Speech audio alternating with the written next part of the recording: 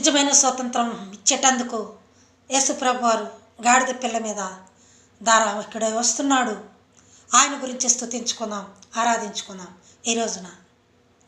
ఇదిగో నీ రాజు వచ్చుచుండి, సియోన్ కుమారి సంతోషించు, యెరూషలేం కుమారి ఉల్లాసించు.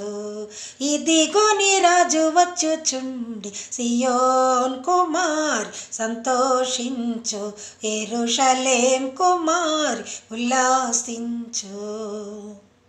నీదు రాజు నీతితో దోషమేమియు లేకయే, నీదు రాజు నీతితో దోషమేమియు లేకయే, పాపరహితుడు ప్రభు వచ్చుచుండే, పాపరహితుడు ప్రభు వచ్చుచుండే.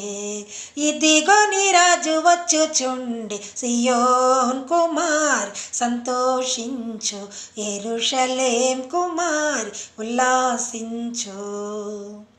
రక్షణ గల వాడుగా అక్షయుండగు యేసుడు, రక్షణ గల వాడుగా అక్షయుండగు యేసుడు, దీక్షతోడ యెరూషలేం వచ్చుచుండే, దీక్షతోడ యెరూషలేం వచ్చుచుండే. ఇదిగో నీ రాజు వచ్చుచుండే, సియోన్ కుమారి సంతోషించు, యెరూషలేం కుమారి ఉల్లాసించు.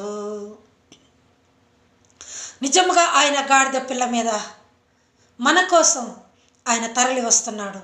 సియోను కుమారి సంతోషించు, ఉత్సహించి గానము చేయము.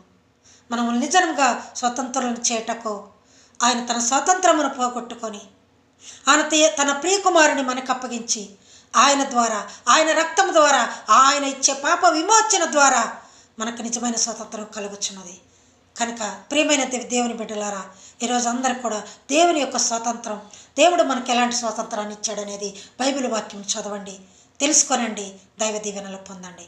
God bless you all. Thank you one and all.